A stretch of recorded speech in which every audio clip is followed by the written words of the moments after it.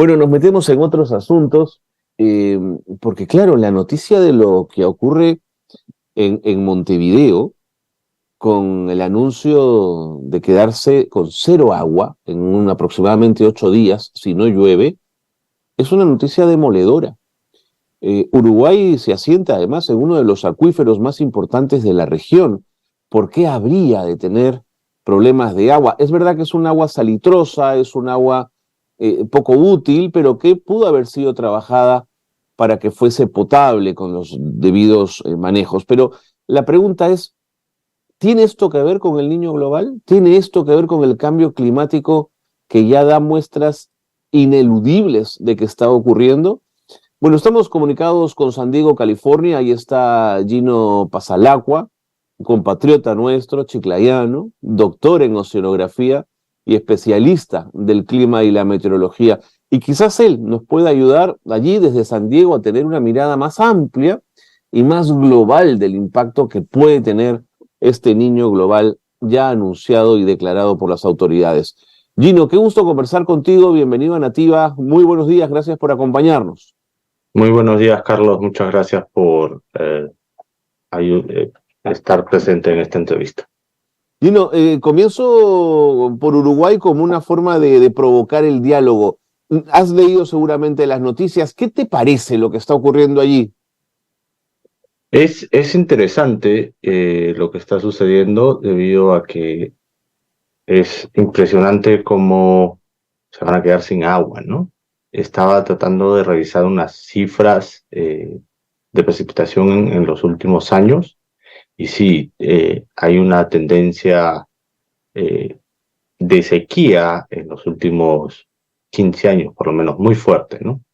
Estaba viendo la tendencia en los últimos 100 años, más o menos, y la tendencia a sequía no era tan fuerte, pero en los últimos 15 años, desde el 2010, o menos, y la tendencia a la sequía es muy considerable. Y tienes la sensación que lo que ocurre en Montevideo puede ser un espejo de lo que ocurre en otras regiones de América Latina. Pienso en la costa peruana, por ejemplo, en un futuro cercano. No sabría decirte eso. A mí, en el caso del Perú, lo que más me preocupa con respecto al abastecimiento de agua es la disminución de los glaciares, Mm, ¿no? Debido al cambio climático. Es obvio, en nuestro país los glaciares han disminuido o en algunos casos ya han desaparecido. Y esa de hielo durante el año es el que permite un abastecimiento constante de agua para nuestro país y de energía eléctrica, hay que recordarlo. Gran parte de mm. la energía eléctrica en nuestro país es en base a hidroeléctricas. Entonces, eso es a mí lo que más me preocupa en cuestión del agua, del abastecimiento de agua. Sí, sí, yo creo que das en el clavo y quizás sumarle a eso que siendo un país que todavía tiene un alto abastecimiento de agua, sobre todo en la cuenca del Atlántico, tiene concentrada la gran mayoría de su población en la zona más desértica, digamos. Hay una suerte de desproporción en la distribución poblacional respecto al agua. Sí, totalmente. O sea, la mayor concentración de población está sentada en la costa y en la meseta de los Andes del sur, ¿no? Del centro Claro. sur. Entonces, si bien la costa es mucho más difícil tener ese acceso a la disponibilidad de agua de los ríos de la Amazonía, probablemente las sierras sur central podría Mm. tener un abastecimiento de esos ríos, ¿no? Correcto. Gino, veamos ahora sí una mirada un poquito más global. Pensemos en el aumento de las temperaturas. El niño global puede provocar un repunte del calentamiento global y aumentar las posibilidades de batir récords de temperaturas. Me preocupan los riesgos de huracanes, por ejemplo, en las cuencas del Atlántico y en las del Pacífico. ¿Esto es real?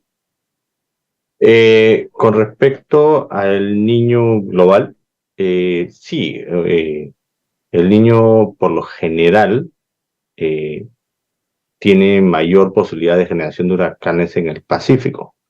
Sin embargo, en el Atlántico la posibilidad de tener huracanes disminuye durante el Niño. Pero este año, debido a condiciones, varias condiciones que son derivadas del calentamiento global, el Ujú. Atlántico, la zona de generación de huracanes del Atlántico, que es de Cabo Verde, ¿no? De la isla Cabo Verde al norte de Brasil, es esa región tropical, eh, se encuentra, las temperaturas del mar se encuentran muy por encima de lo normal Mm. para esta época del año.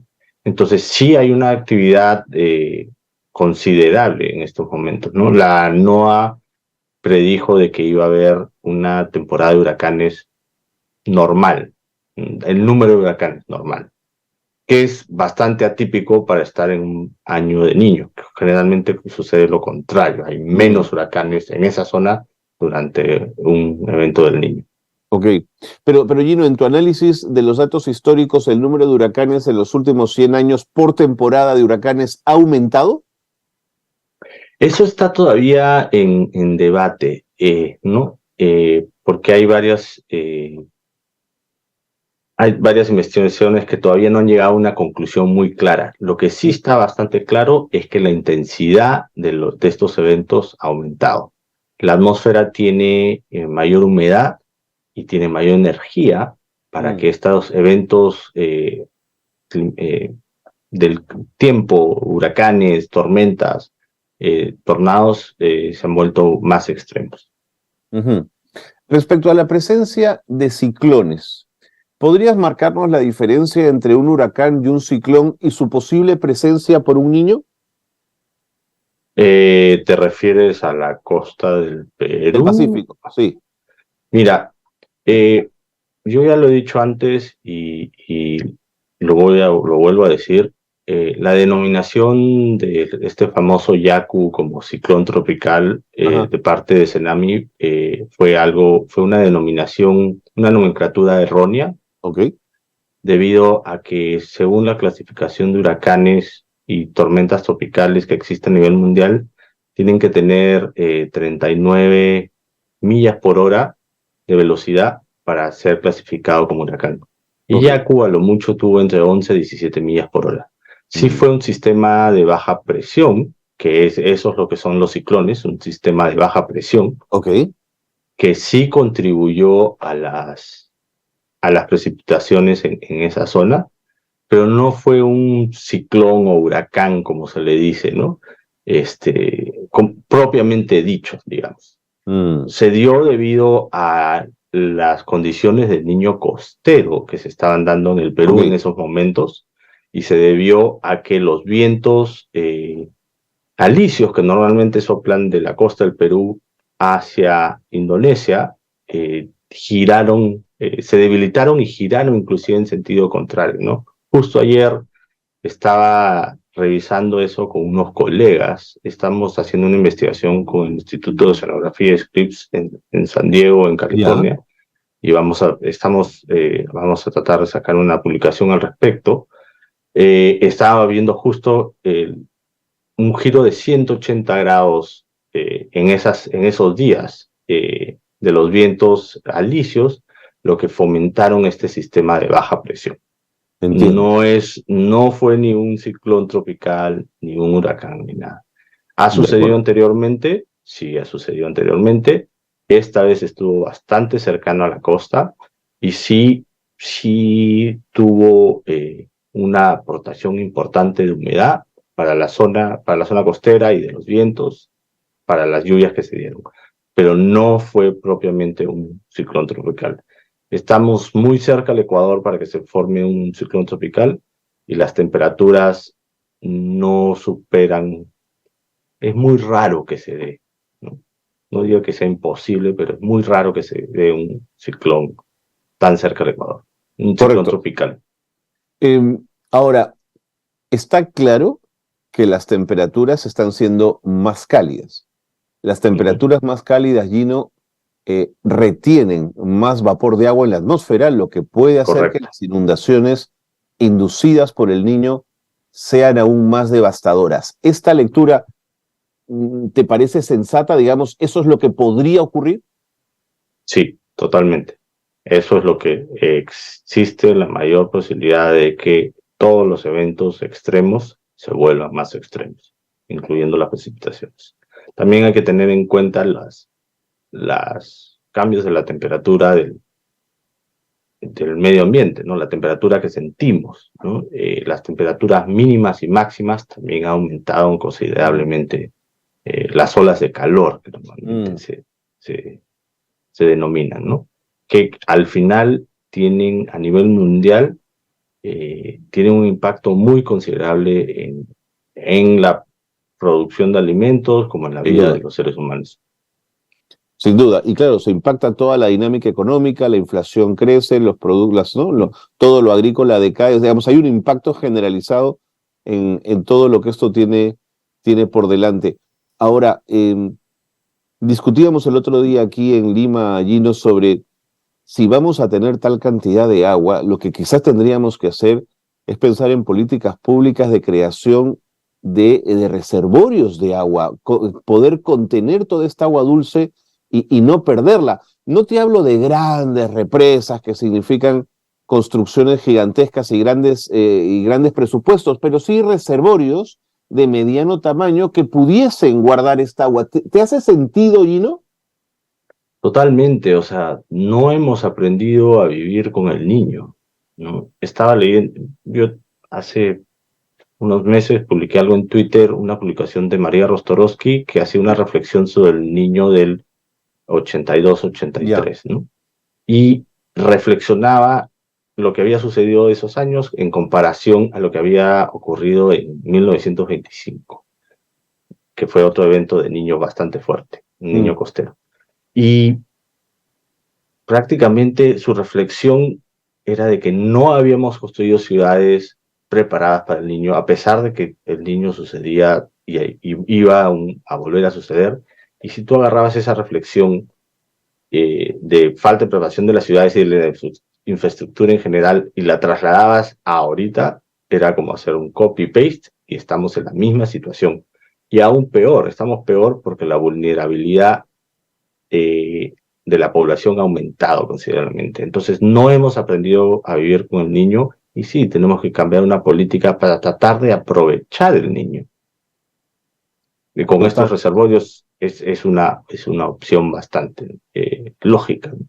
Mm.